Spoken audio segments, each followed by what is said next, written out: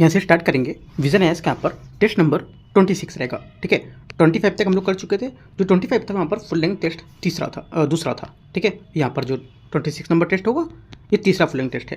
Right, तो यहाँ से आपका जो रहेगा इसमें भारतीय संविधान, ठीक है, राजनीतिक व्यवस्था, भूगोल, इतिहास, है ना, पॉलिट, और जो आपका साइंस टेक्नोलॉजी है, इन्वायरमेंट, सब यहाँ पर जितना है पूरा एक एक सब्जेक्ट का फुल पेपर होगा।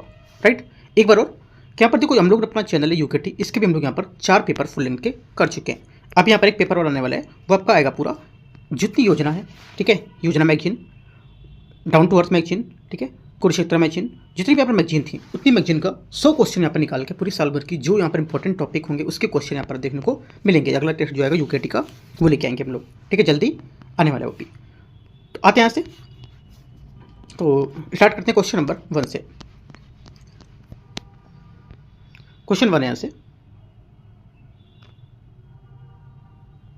इसमें बोले पावना विद्रोह के संबंध में विचार करना है। देखते हैं इसको। पावना विद्रोह के संबंध में विचार करना है। पहली बात यहाँ से, ये मुख्यतः अंग्रेजों द्वारा अत्यधिक लगान की मांग के विरुद्ध ये निर्देशित एक कृषक विद्रोह था। पहला स्टेटमेंट यहाँ से गलत है, क्योंकि यहाँ पर ये जो पावना विद्रोह है ये बंगाल के पावना जिले में हुआ था। पहला तो ये को पता होना चाहिए, और वर्तमान में ये बांग्लादेश में अवस्थित है। ठीक है, और आर्थिक कठिनाइयों के बार बार पड़ने वाले अकालों से पहले ही ये पीड़ित किसानों को अंततः इन दमनकारी जो प्रथा होती थी उसके विरुद्ध विद्रोह कर दिया था इन्होंने। और इस आंदोलन के प्रमुख नेताओं में से ईशन चंद्र राय और उनके सहयोगी कुदी मोल्ला और शंभुनाथ पाल वो सब शामिल थे। इसके यहाँ पर अपनी परगनाओं को जिम्मेदारी नियंत्रण घोषित करने को लेकर के स्थानीय शासन व्यवस्था स्थापित करने की परिकल्पना की थी इन्होंने। ठीक है, तो ये बात गलत हो जाएगी, बोले कृषक विद्रोह था, गलत है। ठीक है, उनको मांग को लेकर निर्देशित एक कृषक विद्रोह माना गया था अंग्रेजों की अत्यधिक लगान को लेकर, तो ये बात गलत हो जाएगी। राइट, आगे आते हैं। सेकेंड बात है, इस आंदोलन ने सशक्त विद्रोह के बजाय कानूनी प्रतिरोध और याचिकाओं पर काफ़ी अधिक भरोसा किया था। सेकेंड यहाँ से गलत होगा, क्योंकि 1870 के दशक में जो मध्य इसमें बीच में पावना विद्रोह था उसमें धीरे धीरे समाप्त हो गया। ठीक है, क्योंकि ब्रिटिश जो औपनिवेशिक प्रशासन थे उसने अशांति की व्यापक प्रकृति को पहचानते हुए किसानों की शिकायतों का निवारण करना शुरू कर दिया था, और विद्रोह के पतन में सरकारी हस्तक्षेप की भूमिका काफ़ी ज़्यादा देखी गई थी, जिसमें सैन्य दमन और कानूनी सुधार दोनों शामिल थे। सेकेंड गलत हो जाएगा। तीसरा, इसके परिणाम स्वरूप बंगाल काश्तकारी अधिनियम 1885 का अधिनियम हुआ था, है ना, अधिनियम हुआ था। तीसरी बात से करेक्ट है। आंसर क्या होगा? ओनली 3 करेक्ट है। तो पूछा सही कितने होंगे, तो आंसर हो जाएगा केवल 3 बी। दूसरा क्वेश्चन यहाँ से, भारतीय शास्त्रीय नृत्य पहलुओं के संबंध में विचार करना है। कौन सा सही होगा? नृत्य अनिवार्यता भावाभिव्यपूर्ण व्यक्ति होता था, और जो विशेषकर किसी विषय या विचार को अर्थ को संप्रेषित करने के लिए करता था। पहला यहाँ से गलत है, क्योंकि नृत्य मूलतः भावाभिव्यक्तिपूर्ण होता था, जिसका प्रदर्शन विशेषकर किसी विषय या विचार अर्थ को संप्रेषित करने के लिए करते थे। और वहीं दूसरी ओर नृत्य शुद्ध नृत्य होता था, जिसमें शारीरिक गतियाँ न तो कोई मनोदशा होती थी न ही कोई भाव व्यक्त करती थी। ठीक है, तो पहला और दूसरा दोनों बातें यहाँ से गलत है। तीसरा है कि नाटक नृत्य शैलियों में नाटकीय शास्त्र को रेखांकित करता है। तीसरी बात करेक्ट है, क्योंकि नृत्य और नाटक को प्रभावी ढंग से प्रस्तुत करने के लिए नर्तक का 9 रस जो होते थे उसमें प्रशिक्षित करना आवश्यक होता था, और ये 9 रस श्रृंगार, हास्य, करुण, वीर, है ना, और ये सब यहाँ पर देखने को मिलते थे। इसलिए यहाँ पर तीसरा स्टेटमेंट करेक्ट हो जाएगा। पहला दूसरा गलत है। यहाँ से आंसर क्या होगा? केवल 3 भी यहाँ से करेक्ट है। क्वेश्चन नंबर 3 है, उद्योग संवर्धन और आंतरिक व्यापार विभाग के बारे में विचार करना, DPIIT के बारे में। ये मैंने क्वेश्चन कराया हुआ है इस टाइप का यूकेटी टेस्ट में अपने। ये वाणिज्य उद्योग मंत्रालय के अधीन केंद्र सरकार का एक विभाग होगा। तीसरे का पहला स्टेटमेंट यहाँ से करेक्ट है। सेकेंड, ये देश में प्रत्यक्ष विदेशी निवेश FDI की प्रवाह को सुगम बढ़ाने के लिए उत्तरदायी होगा। सेकेंड बात ये भी करेक्ट हो जाएगा। ठीक है, और ये देश में प्रत्यक्ष विदेशी निवेश जो उसका प्रवाह है उसको बढ़ाने को लेकर। ठीक है, और ये जब DPIIT जो है ये औद्योगिक नीति के लिए उत्तरदायी माना जाएगा, है ना, ये भी बात मान सकते हो। दोनों बातें करेक्ट हैं। आंसर सी सही होगा। क्वेश्चन 4 है, निम्नलिखित में से कितने यूनेस्को के विश्व धरोहर या विश्व जीवमंडल रक्षित क्षेत्र के नेटवर्क का हिस्सा होंगे? आंसर हो जाएगा चौथे का करेक्ट आंसर। एक तो यहाँ पर इसमें हो जाएगा आपका शीत मरुस्थल कोल्ड जैव आरक्षित क्षेत्र, ठीक है, पहला यहाँ से सही होगा। दूसरा आपका जो मानस जैव आरक्षित क्षेत्र, ठीक है, दूसरा स्टेटमेंट क्या होगा, दूसरा स्टेटमेंट यहाँ से गलत है, क्योंकि जो मानस जैव आरक्षित क्षेत्र है यहाँ से गलत हो जाएगा, क्योंकि मानस आरक्षित क्षेत्र एक राष्ट्रीय रूप में नामित जीवमंडल आरक्षित क्षेत्र है और यहाँ पर यूनेस्को के धरोहर स्थल में होगा और इसे मैन एंड बायोस्फीयर रिजर्व के कार्यक्रम के तहत विश्व जैवमंडल आरक्षित नेटवर्क में शामिल नहीं किया गया है, गलत हो जाएगा। 1 सही है। सुंदरबन जैवमंडल आरक्षित क्षेत्र ये भी करेक्ट होगा और पन्ना जैवमंडल आरक्षित क्षेत्र ये भी करेक्ट है, ठीक है। तो 1 3 4 यहाँ से सही होगा, इसका 3 बातें सही हैं। ये सिर्फ 3 ही नहीं है, और भी हैं, जैसे कि यहाँ पर आपने देखा पन्ना देखा है ना, सुंदरबन देखा और शीत मरुस्थल कोल्ड डेजर्ट यहाँ पर देख लिया आपने, राइट। और भी जैसे कि कंचनजंगा भी है, ठीक है, और आपका सिमलीपाल, नोक्रेक, नंदा देवी सब और भी हैं, ठीक है। फिर यहाँ पे इसके हिसाब से अगर 3 ही है सिर्फ ये। क्वेश्चन 5 है, निम्नलिखित में से कौन सा अंतर्राष्ट्रीय समझौता मुख्यतः आनुवंशिक संसाधनों तक पहुंच और उनके उपयोग को लेकर के होने वाले लाभों के निष्पक्ष न्यायसंगत को साझाकरण से संबंधित होगा? आंसर हो जाएगा 5वें का करेक्ट आंसर नगोया प्रोटोकॉल इसका करेक्ट आंसर होगा, ठीक है। आगे आते हैं क्वेश्चन नंबर 6। क्वेश्चन 6 हाल ही में सुर्खियों में रहा पद ग्रीडफ्लेशन निम्नलिखित में से किस परिघटना को संदर्भित करता है? ग्रीडफ्लेशन है, ये संदर्भित करता है करेक्ट आंसर 6 का यहाँ से ऐसी स्थिति जिसमें कंपनियां लाभ मार्जिन को बढ़ाने के लिए लागत वृद्धि से अधिक कीमतें बढ़ाने लगती हैं। सी यहाँ से 6 का करेक्ट आंसर होगा, क्योंकि यहाँ पर ग्रीडफ्लेशन उस स्थिति को कहते हैं जिसमें कंपनियां लागत में जो हुई वृद्धि है उससे कहीं अधिक कीमतें बढ़ाती हैं, जिसका मुख्य उद्देश्य अपने लाभ मार्जिन का विस्तार करना होता है और मुद्रास्फीति के पारंपरिक कारकों के विपरीत ग्रीडफ्लेशन में मांग के दबाव और इनपुट लागत की वृद्धि बजाय उसमें कारपोरेट मूल्य और निर्धारण की शक्ति इसी से बल देता है, ठीक है। तो क्या होगा, सी यहाँ से करेक्ट आंसर होगा। क्वेश्चन नंबर 7 है, भारतीय प्रेस परिषद अधिनियम के बारे में विचार करना है, परिषद के बारे में। ये एक संवैधानिक अर्ध न्यायिक प्राधिकरण होगा। 7वें का पहला स्टेटमेंट यहाँ से करेक्ट है। इसकी अध्यक्षता उच्चतम न्यायालय के सेवारत या सेवानिवृत्त न्यायाधीश द्वारा करते हैं। सेकेंड बात भी करेक्ट है। इसी प्रेस की स्वतंत्रता से संबंधित मामलों में स्वतः संज्ञान लेकर जांच का आदेश देने का अधिकार होता है। तीसरी बात ये भी करेक्ट है। तीनों बात यहाँ पर भारतीय प्रेस जो परिषद है उसके बारे में करेक्ट है 1 2 3। क्वेश्चन नंबर 8, संविधान की दूसरी सूची के तहत निम्नलिखित में से किनकी उपलब्धियां भत्ते विशेषाधिकार के विशेष संबंधित प्रावधान होंगे, है ना। तो बताना है संविधान की दूसरी सूची में। पहली बात है भारत के राष्ट्रपति और प्रधानमंत्री, पहला क्या होगा, पहली बात यहाँ से गलत है। दूसरा उच्चतम न्यायालय और न्यायाधीश यहाँ पर जो है उसकी ये बात करेक्ट हो जाएगी। राज्यसभा के सभापति ये भी बात करेक्ट है, उपसभापति, और भारत के न्यूनतम मालिका परीक्षक की भी बात करेक्ट है। तो 2 3 4 सही है, लेकिन पहला स्टेटमेंट यहाँ से इसका गलत होगा। और भी हो सकता है कौन, जैसे कि विधान जो परिषद है उसके सभापति या उपसभापति भी हो सकते हैं, ठीक है। लेकिन यहाँ पर राष्ट्रपति और प्रधानमंत्री इसमें क्या होगा, ये नहीं होंगे।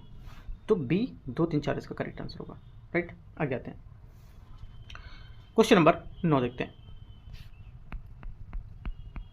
क्वेश्चन 9 है, निम्नलिखित में से कौन से जंतु नेविगेशन दिशा निर्देशन के लिए इको लोकेशन का उपयोग करने के लिए जाने जाते हैं? आंसर हो जाएगा 9 का करेक्ट आंसर।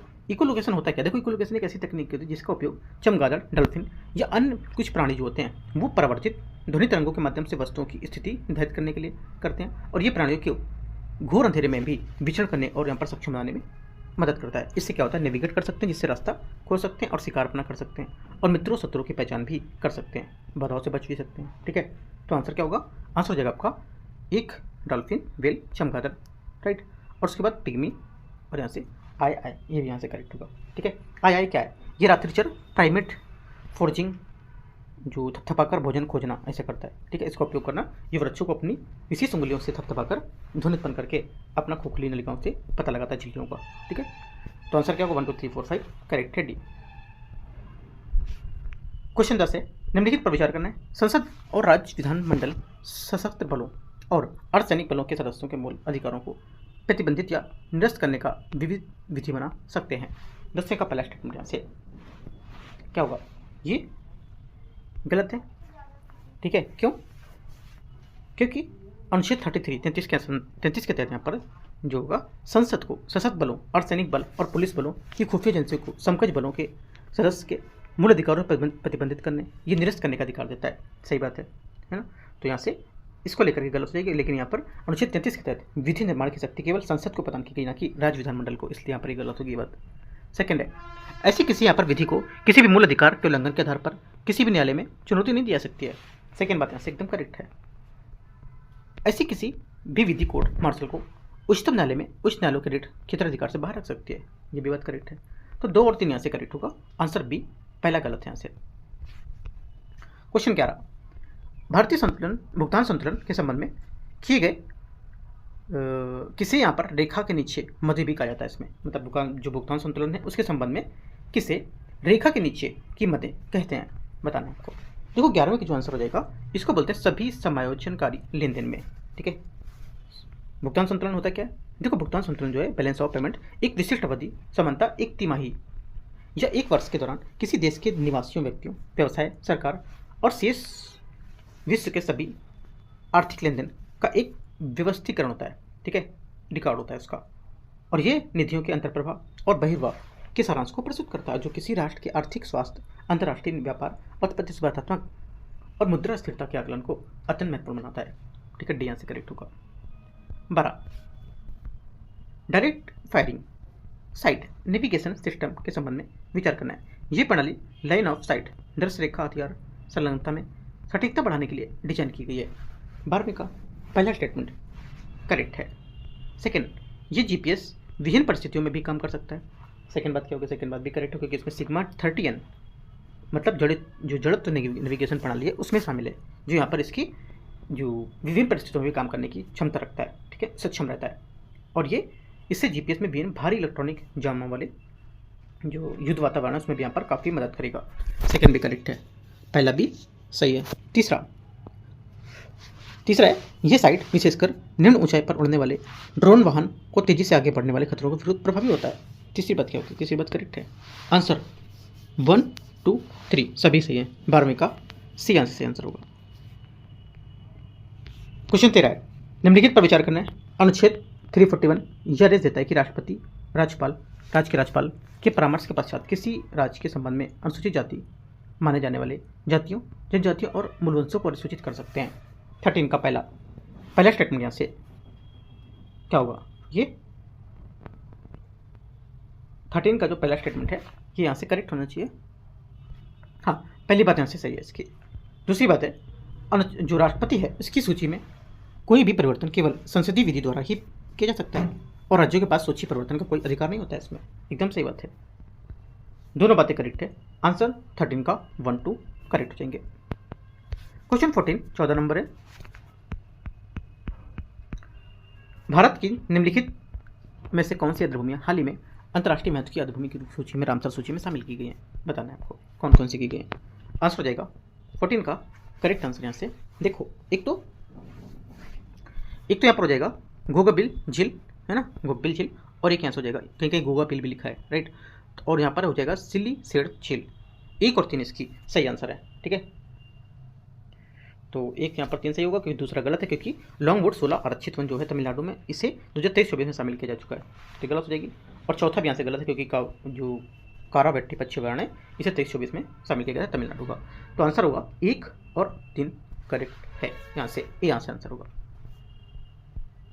15 नंबर क्वेश्चन है 15, निम्नलिखित में से कौन सा जैविक क्षमता शब्द का सर्वोत्तम या सबश्रेष्ठ वर्णन करता है? जैविक क्षमता वह अधिकतम सैद्धांतिक दर होती है जिस पर आदर्श पर्यावरणिक परिस्थिति, ठीक है, में किसी जनसंख्या में वृद्धि होती है। ये किसी प्रजातियों के लिए उच्चतम संभव जन्म दर और न्यूनतम मृत्यु दर को दर्शाती है। इसकी प्रमुख कारकों में प्रजनन की आवृत्ति, संतानों की संख्या में परिपक्वता की आयु, ये सब शामिल होते हैं, है ना। तो आंसर क्या होगा? यहाँ से करेक्ट होगा। क्वेश्चन 16 है, मान्यता प्राप्त सामाजिक स्वास्थ्य कार्यकर्ता के बारे में विचार करना है। शहरी और ग्रामीण क्षेत्रों में आशा कार्यकर्ता समुदाय का प्राथमिक स्वास्थ्य सेवा प्रणाली में प्रथम संपर्क बिंदु के रूप में काम करेगी। पहला 16 का पहला स्टेटमेंट यहाँ से क्या होगा? ये क्या होगा? 16 का पहला स्टेटमेंट यहाँ से गलत होगा, ठीक है, क्योंकि यहाँ पर ग्रामीण स्वास्थ्य मिशन के प्रमुख घटकों में से देश में प्रत्येक गांव में प्रशिक्षित महिला सामुदायिक स्वास्थ्य कार्यकर्ता आशा या मान्यता प्राप्त सामाजिक स्वास्थ्यकर्ताओं को उपलब्ध कराना और गांव से ही चयनित और गांव के प्रति जवाबदेह आशा कार्यकर्ताओं को सामुदायिक सार्वजनिक स्वास्थ्य प्रणाली के बीच एक कड़ी के रूप में काम करने के लिए प्रशिक्षित किया जाएगा। ठीक है, यहाँ पर बोला शहरी और ग्रामीण दोनों, तो गलत हो जाएगा। सेकेंड, आशा कार्यकर्ताओं को साक्षर होना अनिवार्य बना देता है। सी यहाँ से जो मतलब दूसरा स्टेटमेंट यहाँ से ये करेक्ट है। आशा कार्यकर्ता आपातकालीन स्थिति में छोटे ऑपरेशन के लिए अधिकृत होती हैं, ये बात गलत होगा। ठीक है, क्योंकि आशा कार्यकर्ताओं को सार्वभौमिक टीकाकरण को बढ़ावा देने, प्रजनन और स्वास्थ्य को लेकर के, स्वास्थ्य देखभाल को लेकर के, ठीक है, और इन सबको देखना। ठीक है, और यहाँ पे जो ये बोला है इसमें कि छोटे ऑपरेशन के लिए, तो यहाँ पर ये बात गलत हो जाएगी, है ना। चौथा यहाँ से आशा कार्यकर्ता घरेलू शौचालय के निर्माण में भी शामिल होती हैं, सही बात है।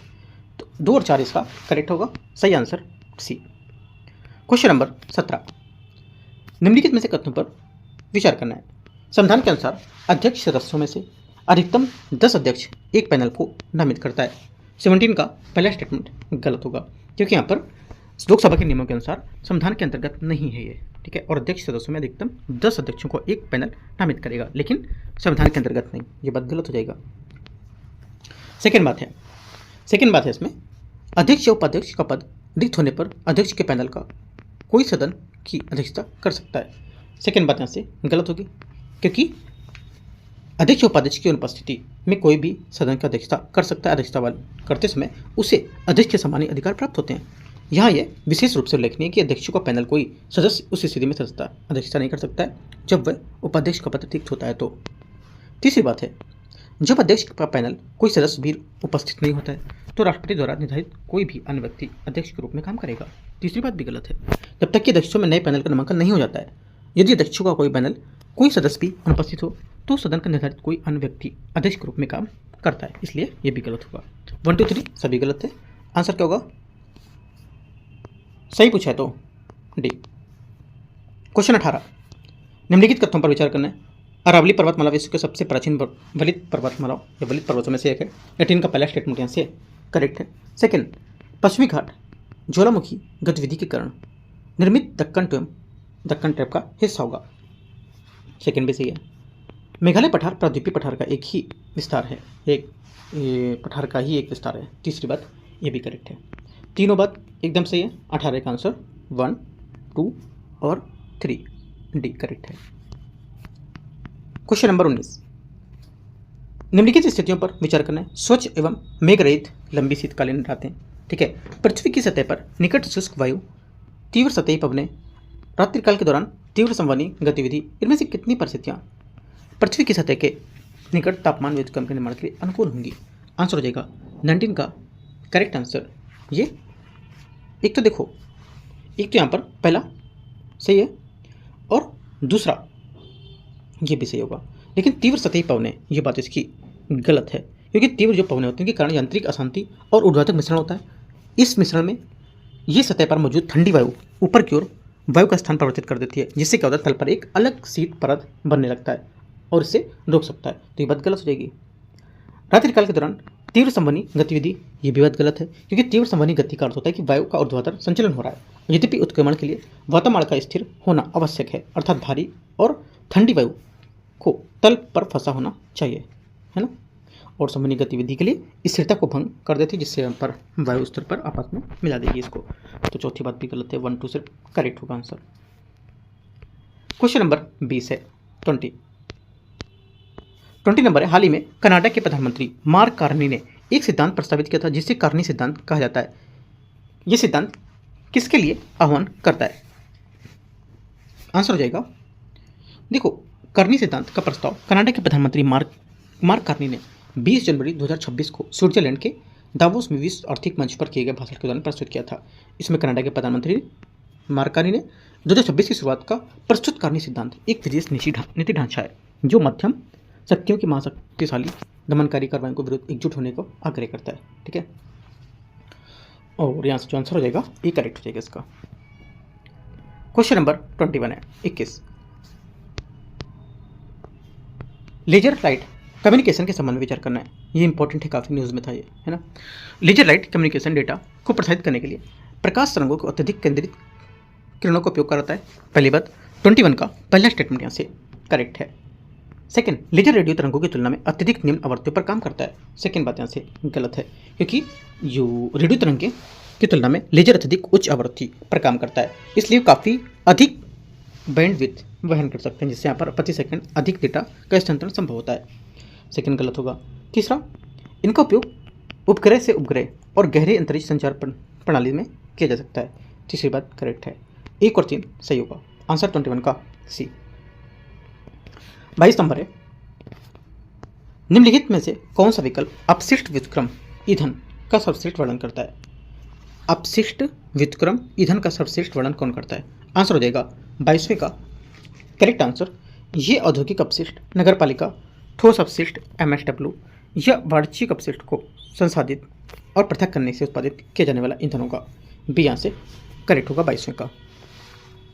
ठीक है, और जो यहाँ पर RDF है, अपशिष्ट व्युत्पन्न जो ईंधन होता है RDF, ये एक क्या होगा, एक उच्च ऊष्मीय मान वाला ईंधन है जो संसाधित नगरपालिका, ठोस अपशिष्ट, औद्योगिक या वाणिज्यिक अपशिष्ट जिसमें प्लास्टिक, कागज और वस्त्र शामिल है, इसे निर्मित किया जाता है। और ये जीवाश्म ईंधन का एक पर्यावरण अनुकूल विकल्प होगा, जिसका उपयोग प्रायः सीमेंट भट्टी और विद्युत संयंत्रों में कर सकते हैं, जिससे लैंडफिल या निर्भरता कम हो सकती है।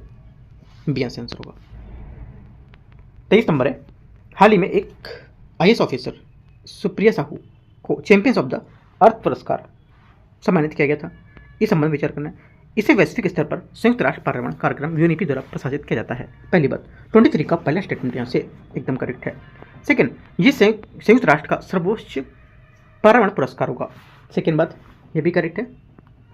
तीसरा, सुप्रिया साहू अब तक संयुक्त राष्ट्र चैंपियन ऑफ द अर्थ पुरस्कार पाने वाली एकमात्र भारतीय है। तीसरी बात क्या होगी? तीसरी बात गलत है, क्योंकि सुप्रिया साहू को तमिलनाडु में पारसी तंत्र की पुनर्बहाली और संधारणी कूलिंग सहित यहाँ पर उनके कार्यों के लिए 2025 में प्रेरणा और कार्रवाई श्रेणी में सम्मानित किया गया था। और सुप्रिया साहू ये पुरस्कार पाने वाली एकमात्र भारतीय नहीं है, और ये कई भारतीयों को भी यहाँ पर पुरस्कार दिया जा चुका है, जिसमें प्रधानमंत्री नरेंद्र मोदी 2018 में, अफरोज शाह 2016 में, पूर्णिमा देवी वर्मन 2022 में शामिल थी। ठीक है, याद रखना इंपॉर्टेंट है। 23वें का बी करेक्ट है। यहाँ से 2 बातें। 24 नंबर है, कृष्णदेव राय की अपनी 2 रानियों के साथ आदमकद कांस्य प्रतिमा निम्नलिखित में से किस स्थान पर पाई गई है? आंसर हो जाएगा 24 का करेक्ट आंसर। ए तिरुपति इसका सही आंसर होगा। आंध्र प्रदेश के विजयनगर काल के जो रूप में प्रचलित 16वीं शताब्दी के दौरान मूर्तिकार शाही संरक्षक की स्मृति को भावी पीढ़ियों के लिए सुरक्षित रखने के लिए उद्देश्य से चित्रात्मक मूर्तिकला का प्रयोग किया गया था। और तिरुपति में कृष्णदेव राय और उनकी 2 रानियां और चित्रा देवी को दर्शाने वाली आदमकद खड़ी मूर्तियां कांस्य में ढाली गई हैं, और मूर्तिकार ने चेरी की बनावट को हूबहू झलक को कुछ तत्वों के साथ संयोजित किया था। ये यहाँ से आंसर होगा। 25 नंबर है,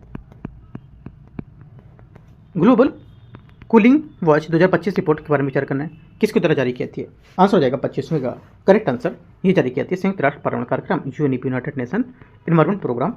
बी यहाँ से करेक्ट आंसर होगा इसका। ठीक है, 25 का। और ग्लोबल कूलिंग जो वॉच 2025 रिपोर्ट है, जिसका शीर्षक द फ्री डिग्रीज 11 नवंबर 2025 को ब्राजील के बेलेम में आयोजित COP30 का सम्मेलन में संयुक्त राष्ट्र पर्यावरण कार्यक्रम UNEP को कुल संगठन द्वारा जारी की गई रिपोर्ट में कुछ मुद्दे थे, जैसे कि शीतलन की मांग को लेकर वृद्धि की गई थी यहाँ पर। ठीक है, नीतिगत कुछ कमियां बताई गई थी, जैसे कि कुछ राष्ट्र हैं उसमें लेकर यहाँ पर शीतलन मार्ग को पूरा करना, और बढ़ती उष्मा जो है उसको लेकर के रिपोर्ट दी गई थी, और शहरी ताप में वृद्धि हुई इसको लेकर के बताई गई थी। तो ये सब पॉइंट यहाँ पर रखे गए थे। आगे आते हैं 26 नंबर। निम्नलिखित पर विचार करना है। भौगोलिक विशेषता और इसके विवरण। मरीना ट्रेंच, अमेजन नदी, सुपीरियर झील। देखते हैं 26 को। पहला, इसने बोला है मरीना ट्रेंच विश्व के महासागरों में सबसे गहरा बिंदु होगा। पहली बात यहाँ से करेक्ट है। सेकंड, अमेजन नदी ये लंबाई के अनुसार विश्व की सबसे लंबी नदी होगी। सेकंड बात गलत है, क्योंकि अमेजन नदी का आकार लंबे समय में विमर्श में केंद्र में रहा है, और लेकिन गिनीज वर्ल्ड रिकॉर्ड्स में अधिकांश भूगोलवेत्ताओं ने अनुसार नील नदी की लंबाई दृष्टि से दुनिया की सबसे लंबी नदी बताई है। ठीक है, तो ये बात गलत होगी। तीसरी बात है, सुपीरियर झील सतह क्षेत्र के अनुसार सबसे बड़ी मीठे पानी की झील होगी। तीसरी बात यहाँ से करेक्ट है। ठीक है, क्योंकि यहाँ पर प्रश्न में जो है आयतन के हिसाब से सबसे बड़ी मीठे पानी की झील पूछी गई होती, तो यहाँ पर उत्तर की रूस बैकाल झील होती। ठीक है, लेकिन यहाँ पर क्षेत्रफल के हिसाब से पूछ रहा है। ठीक है, याद रखना है, आयतन के हिसाब से पूछा तो दूसरा होता आंसर। की पॉइंट याद रखना है आपको। करेक्ट आंसर तीसरा सही है और पहला सही होगा, दो बातें सही हैं। 27 नंबर है, भारत में स्टॉक एक्सचेंज के संबंध में विचार करना है। नेशनल स्टॉक एक्सचेंज NSE देश में इलेक्ट्रॉनिक्स ट्रेडिंग सुविधाएं देने वाला पहला स्टॉक एक्सचेंज था। 27 का पहला स्टेटमेंट यहाँ से क्या होगा, ये 27 का पहला स्टेटमेंट जो होगा ये यहाँ से करेक्ट है। सेकंड, लार्ज कैप कंपनियों के लिए नेशनल स्टॉक एक्सचेंज और बॉम्बे स्टॉक एक्सचेंज दोनों पर सूचीबद्ध होना अनिवार्य होगा। सेकंड बात गलत होगा, क्योंकि यहाँ पर ऐसा कोई जो कानूनी नियामक नहीं है कि जो कंपनी चाहे वह लार्ज कैप हो या अन्य, उनके लिए NSE और BSE दोनों पर सूचीबद्ध होना अनिवार्य बनाता है। कोई कंपनी दोनों में से किसी एक एक्सचेंज पर सूचीबद्ध होने का विकल्प चुन सकती है इसमें, ठीक है। कोई यहाँ पर अनिवार्यता इसमें नहीं दी गई कि इसमें ही चुनो, राइट। तो पहला से ये, दूसरा गलत होगा। तीसरा, India international exchange Bombay stock exchange की एक सहायक कंपनी है। तीसरी बात क्या होगी, करेक्ट है। 1 और 3 से होगा 27 का B। 28 नंबर है 28, इलेक्ट्रॉनिक रूप से प्रेषित डाक मतपत्र प्रणाली के संबंध में विचार करना है। इस प्रणाली के तहत पंजीकृत सेवा मतदाताओं को डाक मतपत्र इलेक्ट्रॉनिक रूप से भेजे जाते हैं। 28 का पहला स्टेटमेंट क्या होगा, यहाँ से करेक्ट है। दूसरा, सेवारत मतदाताओं को इसका उपयोग करने की अनुमति देने के लिए निर्वाचन मत संचालन नियम 1961 में 2016 संशोधन किया गया था। सेकेंड बात ये भी करेक्ट है, ठीक है। दोनों बातें यहाँ से एकदम करेक्ट है। 28 का आंसर 1 और 2 C। 29, पृथ्वी सूर्य संबंध के संबंध में विचार करना है। देखते हैं इसको। पृथ्वी के अक्ष का झुकाव ऋतुओं में होने वाले परिवर्तन के लिए जिम्मेदार है।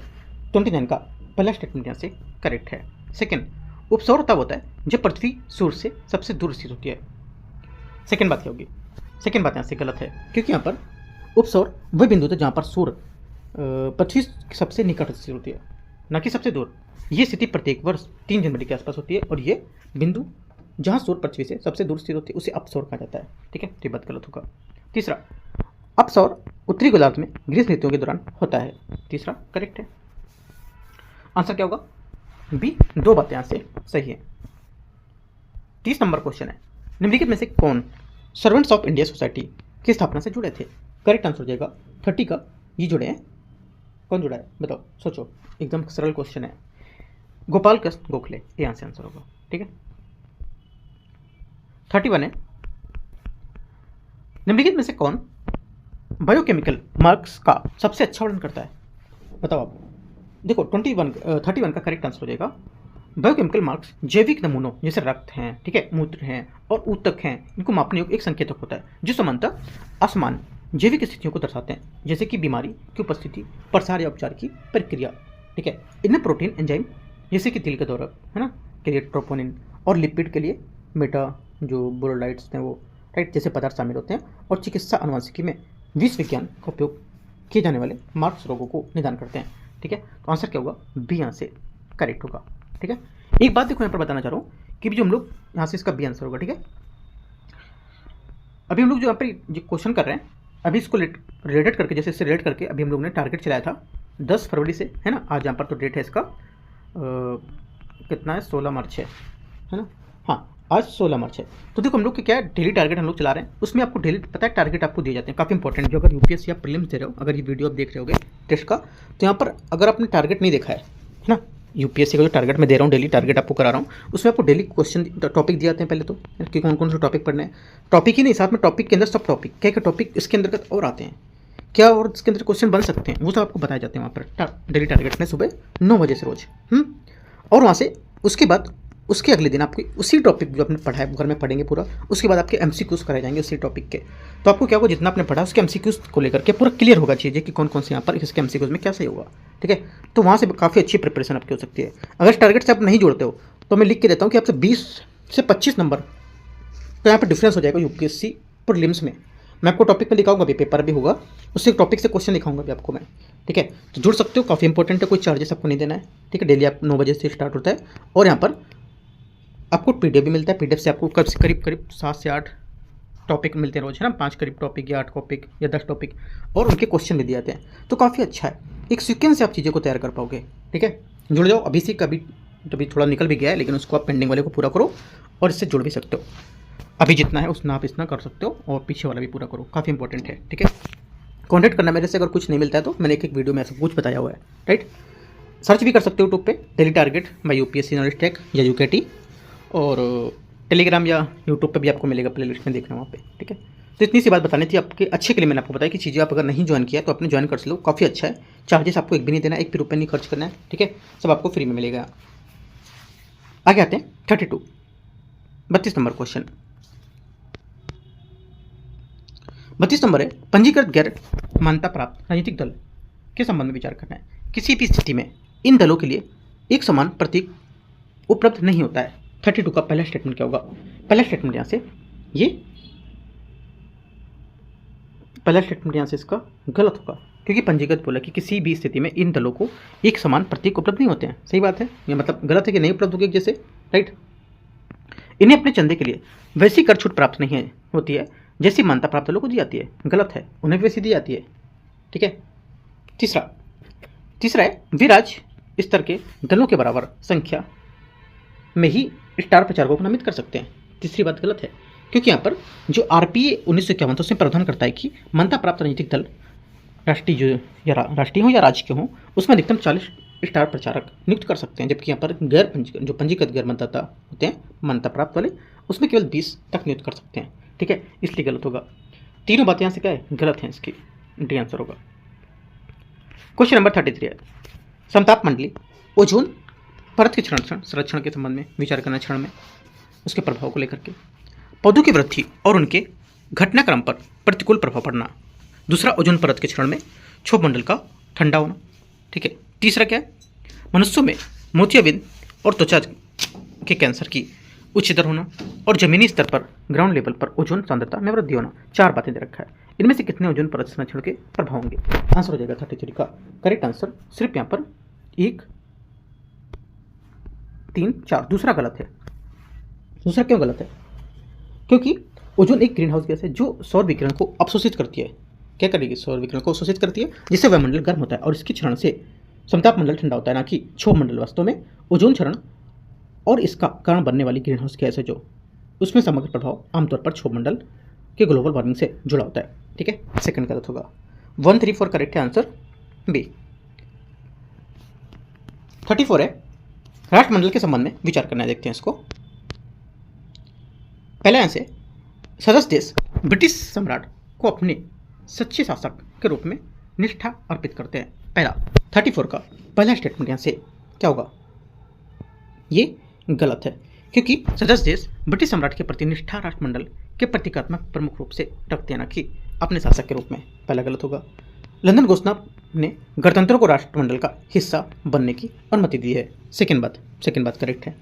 तीसरा, राष्ट्रमंडल सचिवालय की स्थापना 1947 में केप टाउन में की गई थी। तीसरी बात क्या होगी? तीसरी बात यहाँ से ये क्या होगी? तीसरी बात गलत है, क्योंकि राष्ट्रमंडल सचिवालय की स्थापना 1965 में हुई थी, ना कि 1947 में। आंसर क्या होगा? टोटल जो आंसर हमारा इसका हो जाएगा कथन के हिसाब से मिला के ए आंसर यहाँ से करेक्ट होगा, केवल 2। क्वेश्चन नंबर 35 है, समुद्रगुप्त के संबंध में विचार करना है। वे शांति और अहिंसा की नीति में विश्वास करता था। 35 का पहला स्टेटमेंट क्या होगा? यहाँ से गलत है, क्योंकि चंद्रगुप्त के पुत्र उत्तराधिकारी समुद्रगुप्त द्वारा गुप्त साम्राज्य के अत्यधिक विस्तार पर किया गया था, और वह अशोक के बिल्कुल विपरीत था, और वह अशोक की शांति और अहिंसा की नीति की विश्वास करता था, और वही समुद्रगुप्त हिंसा और विजय में आनंद लेता था। उसके दरबारी कवि हरिसेन ने अपने संरक्षक के सैन्य अभियानों को एक शानदार विवरण लिखा है, और उसमें लंबे शिलालेख को लेकर के कवि और उनमें लोगों के देशों की गणना को लेकर समुद्रगुप्त ने जीत के दौर को बताया था। और यहाँ पर इलाहाबाद जो शिलालेख था, इसमें उसी स्तंभ को खुदाया था जिस पर शांतिप्रिय अशोक का शिलालेख अंकित है। पहला गलत है। सेकेंड है, उसके शासनकाल के दौरान चीनी यात्री फायान ने भारत का दौरा किया था और यहाँ के लोगों के लिए जीवन का विस्तृत विवरण लिखा था। सेकेंड बात गलत होगी, क्योंकि चंद्रगुप्त द्वितीय जो था, है ना, इसके शासनकाल में गुप्त साम्राज्य की अपनी सफलता शिखर पर पहुंची थी। उसने विवाह, गठबंधन और विजय के माध्यम से साम्राज्य की सीमाओं का विस्तार किया था, और चंद्रगुप्त द्वितीय ने विक्रमादित्य की उपाधि धारण की थी, जिसका उपयोग पहली बार 58 से 57 ईसा पूर्व में उज्जैन के एक शासक द्वारा पश्चिमी भारत के शक पर जो विजय थी उसको लेकर किया था। ठीक है, तो यहाँ पर बात गलत हो जाएगी। ओनली 1 करेक्ट है। अच्छा, पहला भी नहीं सही था ना, दूसरा भी नहीं सही है, दोनों बातें गलत है, तो आंसर सही पूछा तो डी होगा। एक बार टॉपिक पढ़ना है, काफ़ी इंपॉर्टेंट है, ठीक है। ये मैं रिवीजन करा चुका हूँ टारगेट में, हिस्ट्री का। टारगेट में अगर आप पढ़ोगे ना, तो यहाँ पे जैसे कि आपने चंद्रगुप्त पढ़ा, इनकी क्या क्या चीज़ें थी, एक एक चीज़ के बारे में डीप में जा करके मैंने वहाँ पे चीज़ें बताई हैं, क्या इनके बारे में था, क्या इन्होंने किया, इनके क्या चीज़ उन्होंने, इनके कुछ लिखा अगर है ना, इनके यहाँ पर जो इनके सन्स थे, राइट, क्या क्या उन्होंने अपने टाइम पीरियड में देखा, तो वो सब पूरी बातें मैंने एक एक पॉइंट दिखा के आपको दिखा। एक बार टारगेट आप देखो, काफ़ी अच्छा लगेगा आपको, है ना। एक बार टाइम देके आज देखना उसको, ठीक है। अगर नहीं जुड़े हो, बाकी ज़्यादा से ज़्यादा लोग तो जुड़े हुए हैं और उनको डेली क्वेश्चन मिलते हैं, टॉपिक मिलते हैं, वो सब सॉल्व करते जाते हैं। अभी आपके पास टाइम है, 2 मंथ का पूरा पूरा समय है, ठीक है, तो इसको पूरा अच्छे से यूज कर सकते हो आप। 36 नंबर क्वेश्चन है, प्रदूषकों के निम्नलिखित कथनों पर विचार करना है। प्रदूषक और स्रोत कौन कौन से हैं इसके देखते हैं। पहला, ब्लैक कार्बन डीजल इंजन और बायोमास का दहन करता है, पहला सही है। सेकंड, आर्सेनिक फास्फेट उर्वरकों का उपयोग करता है, सेकंड बात भी करेक्ट है। तीसरा, पारा कोयला आधारित ताप विद्युत संयंत्र होता है, तीसरा भी करेक्ट होगा। चौथा, प्लूटोनियम ये चिकित्सा रेडियो आइसोटोप का उत्पादन करता है, चौथी बात गलत है, क्योंकि यहाँ पर प्लूटोनियम एक भारी कृत्रिम तत्व है जो मुख्य रूप से परमाणु रिएक्टर के यूरेनियम विकिरण के उपोत्पाद के रूप में उत्पन्न होता है, ठीक है। 1 2 3 सही है, सी। क्वेश्चन नंबर 37 है, निम्नलिखित में से कौन सी स्थिति तरलता जाल को सर्वोत्तम रूप से परिभाषित करती है। आंसर हो जाएगा लिक्विडिटी ट्रैप, है ना। एक विरोधाभासी आर्थिक स्थिति होती है जिससे ब्याज दरें काफ़ी कम होती है और उसमें बचत जो होती है उसकी उच्च दर होती है, काफ़ी ज़्यादा होती है, जिससे मौद्रिक नीति अप्रभावी हो जाती है। तो ये पॉइंट नोट करना बहुत इंपॉर्टेंट है। यूपीएससी इन 3 पॉइंट से लेकर के मैंने बात बताई आपको, यूपीएससी यहाँ से तीनों पॉइंट को घुमा देगा और आपसे क्वेश्चन पूछेगा, ठीक है। और इसकी व्याख्या सबसे पहले अर्थशास्त्री जॉन मेनार्ड कीन्स ने की थी, राइट। आंसर क्या होगा, सी आंसर करेक्ट आंसर है। 38 है, निम्नलिखित घटकों पर विचार करना है, कंपोनेंट्स पर। वस्त्र और जूते, ईंधन और प्रकाश, पान तंबाकू मादक पदार्थ, आवास, इनमें से कौन कौन से भारत के उपभोक्ता मूल्य सूचकांक सीपीआई बास्केट के शामिल होंगे इसमें। आंसर हो जाएगा 38 का करेक्ट आंसर यहाँ से। एक तो ईंधन व जूते करेक्ट है, मतलब ईंधन, वस्त्र, जूते, प्रकाश, ये सब सही हो जाएगा, ठीक है। अगला पान तंबाकू गुटखा मादक पदार्थ, आवास, ये सभी शामिल है, राइट। डी यहाँ से करेक्ट आंसर होगा, ठीक है। आगे आते हैं क्वेश्चन 39 राष्ट्रीय पिछड़ा वर्ग आयोग के बारे में क्वेश्चन है, देखते हैं इसको। इसमें बोला है एनसीबीसी के संबंध में विचार करना है। इनकी स्थापना 2018 के 102वें संविधान संशोधन अधिनियम के माध्यम से की गई थी। पहली बात, 39वें का पहला स्टेटमेंट यहाँ से ये क्या होगा, पहला स्टेटमेंट यहाँ से इसका सही होना चाहिए। 1 2 3 इसमें हो जाएगा, तो पहला स्टेटमेंट यहाँ से गलत होगा, इसका सही नहीं होगा। इसलिए सही नहीं है क्योंकि राष्ट्रीय पिछड़ा वर्ग आयोग एनसीबीसी की स्थापना 1993 में की गई थी, बाद में 2018 में 102वें संविधान संशोधन आयोग से इसका दर्जा प्राप्त किया गया था, है ना। तो ये बात याद रखना है, ये बात गलत हो जाएगी, राइट। दूसरा स्टेटमेंट है, दूसरा है ये संसद के एक वार्षिक रिपोर्ट प्रस्तुत करता है। सेकेंड बात यहाँ से क्या होगी, ये करेक्ट है। तीसरा, आयोग एक अध्यक्ष, एक उपाध्यक्ष और 3 अन्य सदस्य होते हैं। तीसरी बात यहाँ से ये भी करेक्ट है, पहली बात सिर्फ गलत थी, ठीक है। बी यहाँ से आंसर होगा। 40 नंबर क्वेश्चन है, हाल ही में अध्ययनों से पता चलता है या ज्ञात होता है कि जलवायु परिवर्तन के कारण तुर्काना झील जल स्तर में गिरावट क्षेत्र को लेकर के भूकंपीय गतिविधि वृद्धि हुई थी। पहली बात, तुर्काना झील है, ये विश्व की सबसे बड़ी स्थायी मरुस्थलीय झील है। पहली बात यहाँ से करेक्ट, एकदम सही बात है। दूसरी बात है, तुर्काना झील पूर्वी अफ्रीका में भ्रंश प्रणाली के भीतर एक निर्मित विवर्तनिक झील होगी। सेकेंड बात ये भी करेक्ट है, ये न्यूज़ में थी, याद रखना इंपॉर्टेंट है। तीसरा, ये पूर्णतः इथियोपिया के भीतर स्थित है। तीसरी बात गलत है क्योंकि तुर्काना झील ये इथियोपिया के भीतर नहीं है, बल्कि इसकी मुख्य उत्तरी सहायक नदी ओमो नदी इथियोपिया से होकर बहती है और इस झील का अधिकांश भाग केन्या के अंतर्गत आता है और झील का केवल सबसे उत्तरी सिरा ही इथियोपिया की सीमा में आता है। 1 2 करेक्ट है, 40 का आंसर, 40 का आंसर ये सही होगा। क्वेश्चन नंबर 41 है, उद्योगों की अवस्थिति के संबंध में विचार करना है।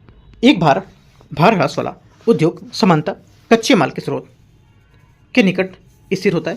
पहली बात 41 का यहाँ से करेक्ट है। फुटलूस उद्योग कच्चे माल की उपस्थिति और परिवहन लागत में सर्वाधिक प्रभावित होते हैं। सेकेंड बात यहाँ से गलत है क्योंकि जो फुटलूस उद्योग है जैसे कि सॉफ्टवेयर विकास, मोबाइल असेंबली या हीरा कटिंग, इसकी विशेषता उच्च मूल्य और कम भार वाले उत्पादों का उत्पादन करती है। ये किसी विशिष्ट कच्चे माल स्रोत से नहीं बंधे होते हैं, ठीक है, क्योंकि इनके जो इनपुट होते हैं आगत, वो आउटपुट निर्गत का परिवहन करना आसान होता है, जिसकी बजाय वे पहुंच और कुशल को श्रमिक उपभोक्ता दूर संचार को लेकर के काफ़ी अधिक कम प्रभावित होते हैं, ठीक है। तो ये बात सही है, दूसरा गलत हो जाएगा। तीसरा है, जो उद्योग अत्यधिक नाशवान कच्चे माल पर निर्भर होते हैं वे कच्चे माल स्रोतों के बजाय बाजारों में निकट स्थित होते हैं। तीसरी बात गलत है, ठीक है। आंसर क्या होगा? ओनली वन करेक्ट है, ये आंसर सही होगा। क्वेश्चन नंबर 42 से 42, क्वांटम डॉट्स के संबंध में विचार करना है। क्वांटम डॉट्स बहुत ज़्यादा न्यूज़ में है, पढ़ना है आपको, ठीक है, टॉपिक इंपॉर्टेंट है। क्वांटम डॉट्स के बारे में विचार करना है। क्वांटम डॉट्स सेमीकंडक्टर नैनो कण जिनका आयाम समानता नैनोमीटर पैमाने पर तीव्रता से होता है। पहला क्या होगा? 42 का पहला स्टेटमेंट यहाँ से करेक्ट होगा। सेकंड, क्वांटम डॉट से निर्मित सौर सेलों की ऊष्मागतिक दक्षता 100% होती है। सेकंड गलत है, क्योंकि यहाँ पर क्वांटम जो डॉट्स होती है इनकी 100% नहीं होती है, करीब 93 से 95% तक होती है ना। तो ये बात गलत हो जाएगी, ओनली वन करेक्ट है, ठीक है। देखो यहाँ पर जैसे कि आप क्वेश्चन कर रहे हो पूरे, हम लोग 50 क्वेश्चन है जैसे आज करेंगे, 50 क्वेश्चन पार्ट 2 में करेंगे। इस 50 क्वेश्चन में कोई टॉपिक पर अगर डाउट होता है तो टॉपिक का बोलना, वो टॉपिक मैं आपको पूरा टॉपिक टेलीग्राम पर प्रोवाइड करा दूंगा अच्छे से, पीडीएफ बना करके लिख करके टॉपिक को, ठीक है। कोई भी टॉपिक अगर डाउट होता है तो राइट, आपके पास अगर नहीं मिलता है आपको तो, ठीक है, याद रखना है। आगे आते हैं क्वेश्चन 43 नंबर है, कर्नाटक संगीत के संबंध में विचार करना है। पहली बात है, ये बोला है तिल्लाना मुख्य रूप से एक संक्षिप्त और प्रभावशाली नृत्य रूप है। पहला 43 का पहला करेक्ट है, जो हिंदुस्तानी संगीत तराना के समतुल्य है और एक संक्षिप्त प्रभावशाली रूप में देखा जाता है, जो नृत्य का एक रूप होता है। तिल्लाना का साहित्य केवल तमिल या तेलुगु में होता है। सेकेंड बात गलत है, ठीक है, क्योंकि यहाँ पर ये जो होता है, ये जो जैसे लयबद्ध है ना, शब्दांश जो होते हैं उनकी संक्षिप्त तिल्लाना का सौंदर्य अत्यधिकता बढ़ाता है, और जिसमें कि यहाँ पर बोला है कि ये केवल तमिल या तेलुगु में ही नहीं होता है, जबकि यहाँ पर अन्य साहित्य और जाति चरण में देखा जाता है ये, ठीक है। ये बात गलत होगी, जैसे कि संस्कृत में, साहित्य में, है ना, ये सब में भी। तो पहला स्टेप सही है, दूसरा गलत है। आंसर क्या होगा? ये करेक्ट है। 42 नंबर हो गया, 43 हो गया, 44 नंबर देखते हैं। निम्नलिखित में से कौन सा कारक भूमंडलीय पवन प्रणाली के निर्माण में प्रत्यक्ष भूमिका नहीं निभाता है? आंसर हो जाएगा 44 का करेक्ट आंसर, जो नहीं निभाता है भूमिका, ये हो जाएगा सूर्य के चारों ओर पृथ्वी की परिक्रमा करना, ठीक है, ये बात करेक्ट है। यदि सूर्य के चारों ओर पृथ्वी परिक्रमा इन पवनों की पेटियों के मौसमी स्थानांतरण का कारण बनती, तो किंतु जो भूमंडलीय हमारी पावर है प्रणाली, उसके मूलभूत निर्माण प्रत्यक्ष भूमिका नहीं निभाएगी है, ठीक है, ये बात गलत हो जाएगी। आंसर क्या होगा? सी यहाँ से करेक्ट है। क्वेश्चन नंबर, मतलब यहाँ से जो भूमंडलीय कारक जो था उसका निर्माण नहीं निभाता है, वो सी नंबर होगा। 45 है, समाचारों में कभी कभी देखा जाने वाला शब्द आर्थोपाय अग्रिम किसे संदर्भित करता है? ये संदर्भित करता है किसे? बहुत इंपॉर्टेंट है ये वर्ड। ये अल्पकालिक नकदी संतुलन को दूर करने के लिए सरकारों को आरबीआई द्वारा प्रदान की गई एक अस्थायी ओवरड्राफ्ट सुविधा है। स्थायी ओवरड्राफ्ट सुविधा नहीं है, ध्यान रखना है, ये अस्थायी है, ठीक है।